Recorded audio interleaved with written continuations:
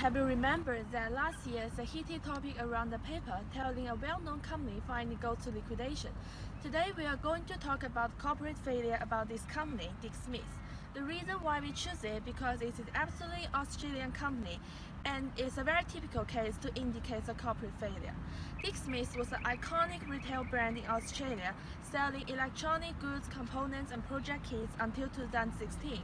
The company was founded in Sydney in 1968 and in 2012 Anchorage bought this company about $20 million and made a significant profit about $500 million after flowing it into stock exchange market.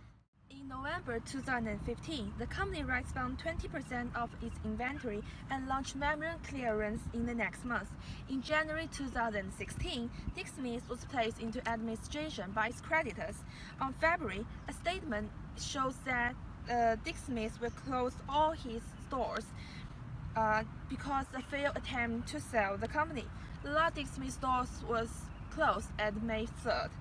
And finally, in July, Dick Smith's creditors placed a reminder of the company into liquidation. Let's go and find our group members, and they will introduce you about why the Dick Smith will collapse in different aspects. The corruption of one of the biggest electronic retailers in Australia has brought huge impact to the banks, competitors, consumers, and as well as the whole market.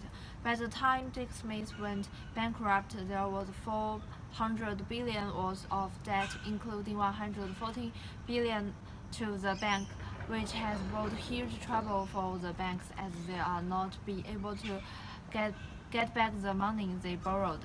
And there was an increase of 8.7% of gross revenue as they are providing products to the market with very low price and with discount, which brought significant shock to other competitors and the whole retail market. After the corruption, the competitor JB Hi-Fi have gained 11.57% in revenue. Although this is beneficial to JB Hi-Fi, it will not be seen as a good sign for a whole market and consumers, as now there is a fewer options to choose from, which means the supply of the market have decreased, which would eventually cause the price to increase. Consumer would have to pay higher price for the product with fewer options. In addition, due to the shutdown of local Dick Smith stores, consumer would now be inconvenienced when buying products.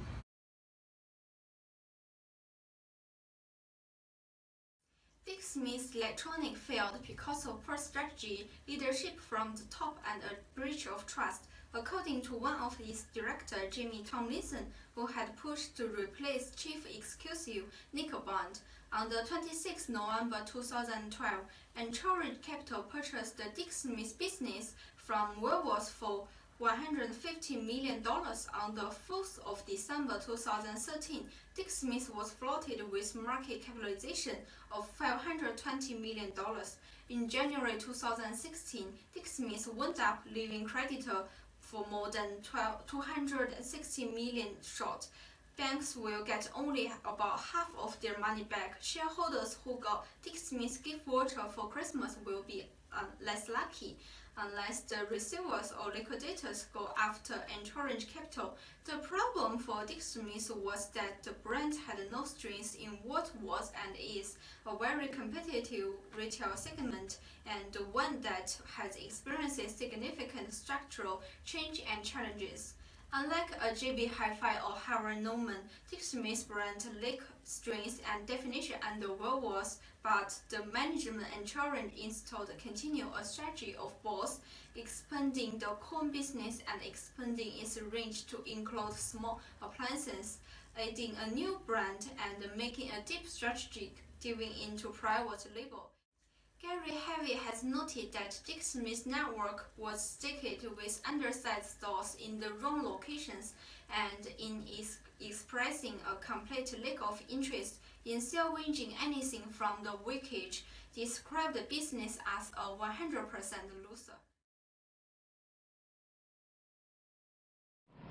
Dick Smith corporate failure was blamed on purchasing an excessive amount of inventory and a costly expansion plan.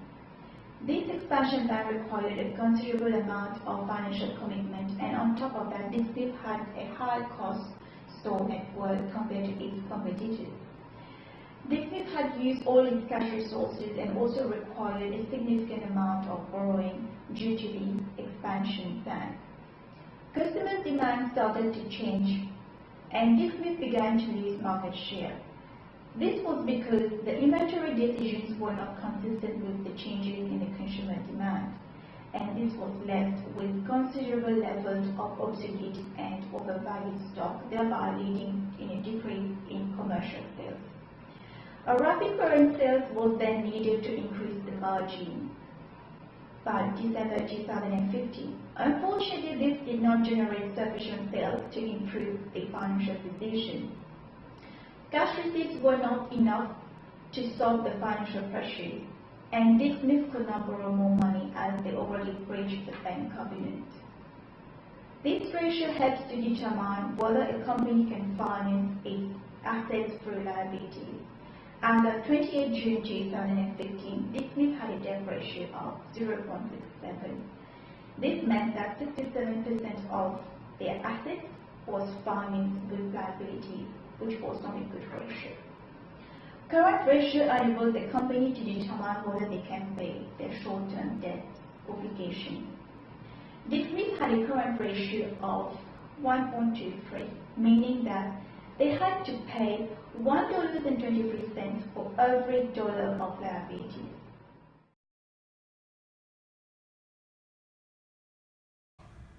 Dick Smith purchased excessive amounts of inventory to fuel their rapid expansion of stores and bank rebates from suppliers to boost earnings. It needed the rebates from suppliers in order to generate cash flow.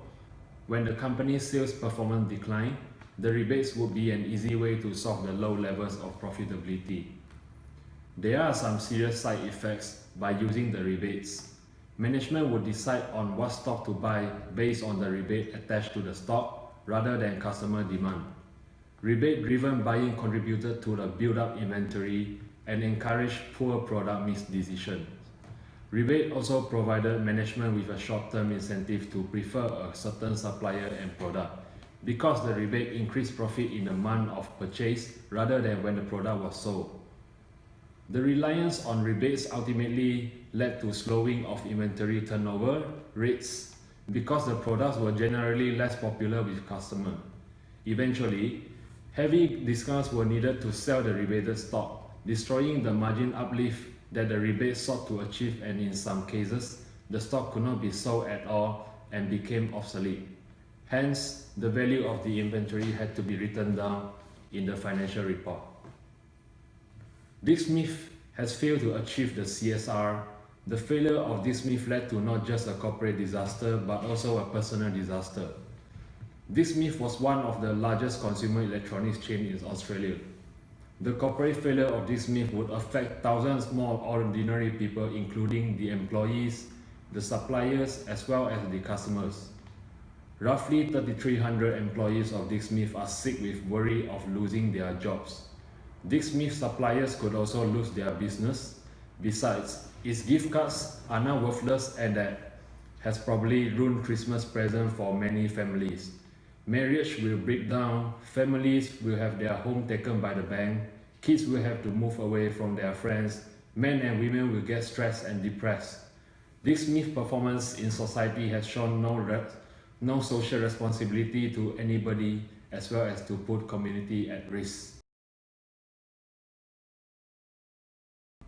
Hey, now I will share some of my opinion on the consequences of corporate failure. As you know, the corporate failure for Dick Smith caused a few significant consequences. For example, receiver Farrier Hodgson, on behalf of Dick Smith Holding creditors, has taken legal action against ex-CEO, ex-CFO and former director of Dick Smith. They're being accused of breaching their duty to exercise reasonable care ahead of the company's financial collapse in January 2016.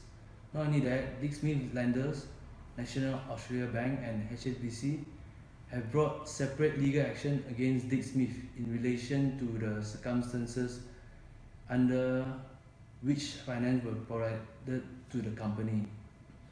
So, according to the business ethic theory, the most fundamental or essential ethical issue that business must face are integrity and trust. A basic understanding of integrity includes the idea of conducting your business affair with honesty and a commitment to treating every customer fairly.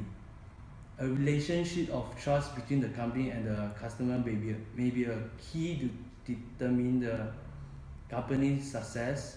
For example, Dick Smith violated the business ethic due to the financial circumstances. Some of the outstanding gift voucher owned by the customer cannot be honored and their deposit cannot be refunded. That's all. Overall, in conclusion, we can see that due to the poor strategy and wrong leadership from the top, the famous company finally comes to the end. So thank you for watching.